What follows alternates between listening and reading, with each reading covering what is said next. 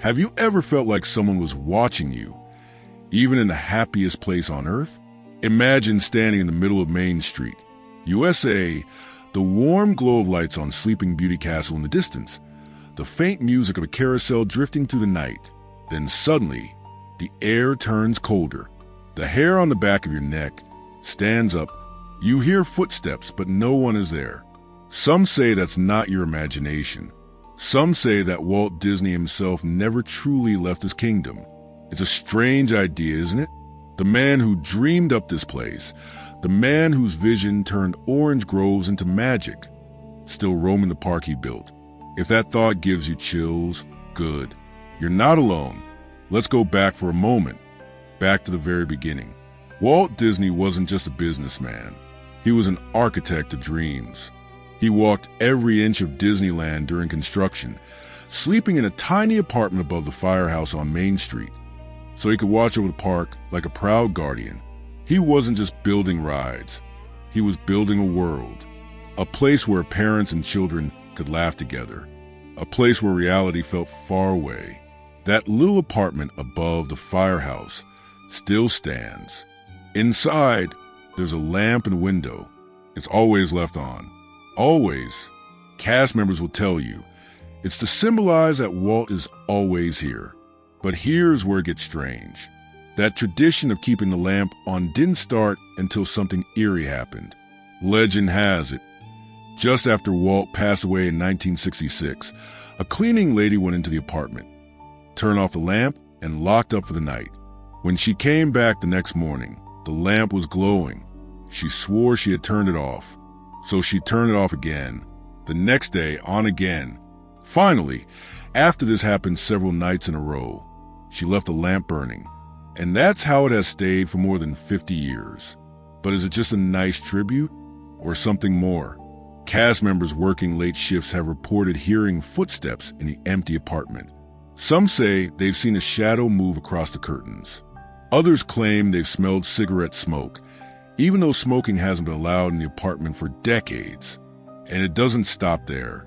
Frontierland has its own stories, like the ghostly man sometimes seen on the rivers of America after closing. Security cameras have allegedly caught a hazy, glowing figure walking down Main Street after the park is empty. And in the eerie quiet of the Haunted Mansion ride, cast members have reported feeling a cold hand brush past them when no one else was around.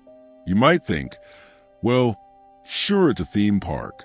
It's supposed to be spooky at night. True, but the sheer number of stories is what makes you wonder. What if Walt never wanted to leave because he loved this place too much? Think about it. He poured everything into Disneyland.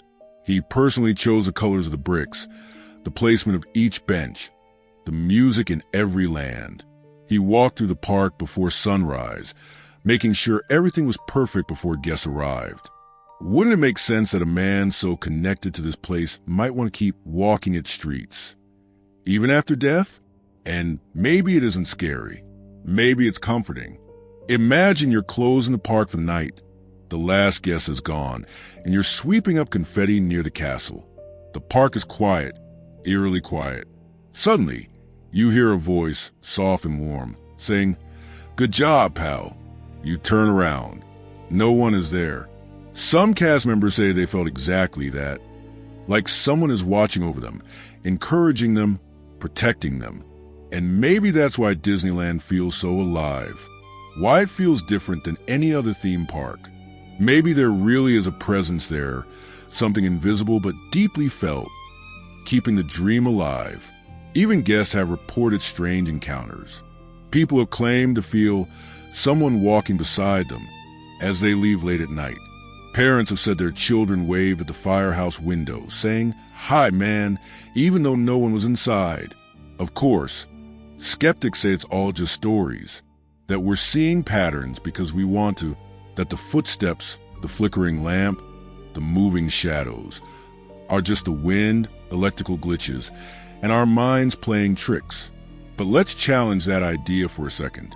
Why do we tell ghost stories about Walt Disney at all? Why does this myth keep spreading decade after decade?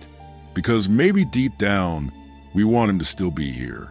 We want to believe that the man who made us believe in magic is still watching over his creation.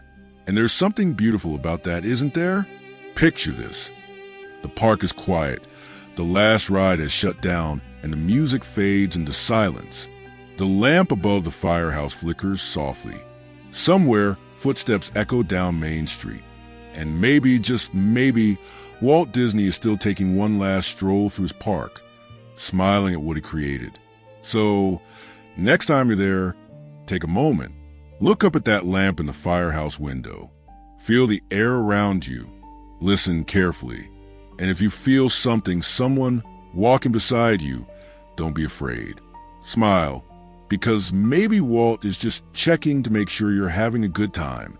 After all, this was always his dream. That you come here, that you feel happy, that you forget the worries outside the gates. And maybe that dream is so powerful, so full of love, that it can't be turned off like a lamp. Thank you for walking through this story with me. If you felt a little chill or maybe a little magic, give this video a like, share it with someone who loves Disney, and tell me in the comments if you've ever felt something strange in parks. And remember, the lamp is always on.